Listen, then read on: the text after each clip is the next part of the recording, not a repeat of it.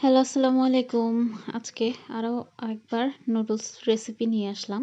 তো প্রথমে আমি আজকে একটু আলু দিয়ে খেতে চেয়েছিলাম, এজন্য আলু কেটে নিয়েছি।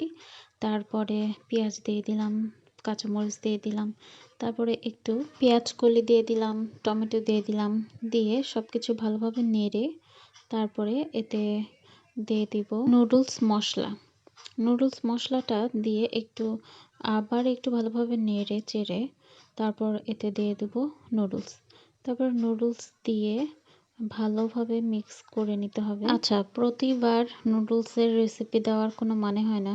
আসলে নুডলস রান্না করে খাইতে ইচ্ছে করে তখনই, যখন বোরিং লাগে, কোনো কাজ থাকে না, মোবাইল টিপতে টিপতে হাঁপায়ে গেছি, আবার কাজ করতে করতে হাঁপায়ে গেছি, বা বসে থাকতে থাকতে হাঁপায়ে গেছি। তখন মনে হয় যে একটু কাজ করি, করে একটু নিজেকে করি, রিল্যাক্স করি। এগুলো আসলে মনে হয়। নুডলসের সাথে আজকে করেছি চিকেন ফ্রাই। চিকেন ফ্রাইগুলো ভেজে নিয়ে একটু নুডলসের পাশে রেখে একটু ডেকোরেশনের জন্য সসটা একটু ভালোভাবে দিয়ে মাংসগুলো কেটে একটু ভালো করে ডেকোরেশন করতে চেয়েছিলাম, কিন্তু আসলে হয়নি। ভালোভাবে কাটতে পারি নাই আমি মাংসগুলো।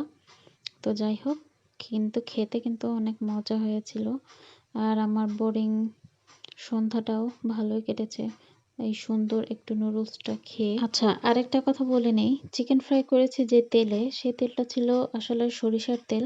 আপনারা ভাবেন না যে অনেক দিনের তেল কালো হয়ে গিয়েছে। আসলে কালো হয়ে যাওয়ার কারণ ওইটা সরিষার তেল ছিল। আজকে আমার এই বোরিং সময়ে আমার সাথে থাকার জন্য ধন্যবাদ আপনাদের সবাইকে। সাথে থাকবেন। আল্লাহ হাফেজ।